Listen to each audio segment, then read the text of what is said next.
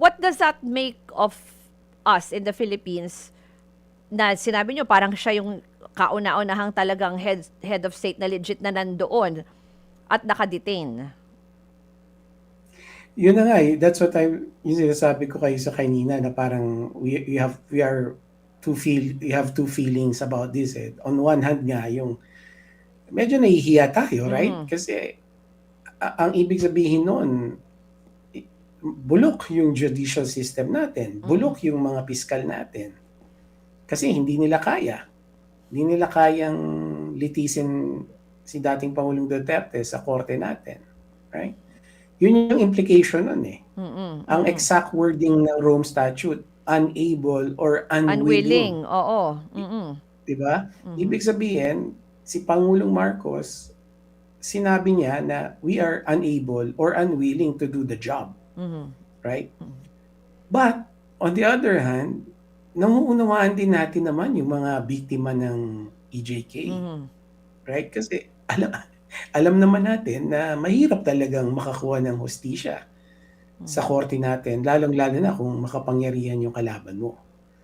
So, yun yung I would say parang dilemma natin bilang isang bansa, no, na on one hand, nakakahiya, but on the other hand, we also accept na yung mga naging biktima ng EJK, they can only get justice in the ICC. Kasi and not parang in our courts. Pwede rin sabihin, kunyari sa ibang bansa na ganun ba kagulo sa Pilipinas na, di ba, yung mga ganyang kaso nakarating ng ICC. But also, I'm looking at the statements of now Ombudsman Remulla, no, nung bagong pasok siya, sinabi niya na pwede niyang i-reinvestigate or i-revisit sana itong mga drug war killings. Kaya lang, wala siyang makitang papel.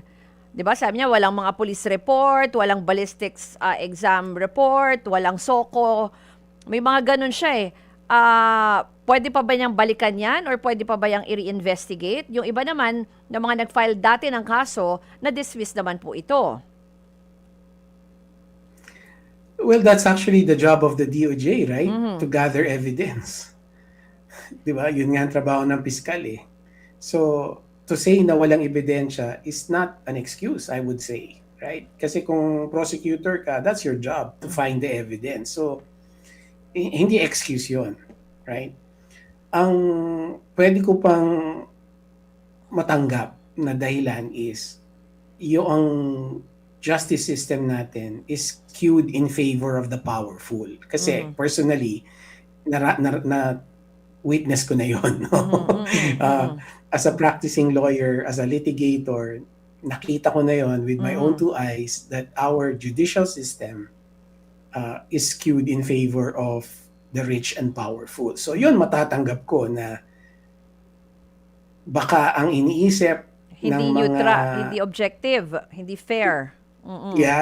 Kapag sa korte natin nilitis ito, magkakaroon ng favoritism, magkakaroon ng kung ano-ano pang mga gimmick para maprotektahan si dating Pangulong Duterte.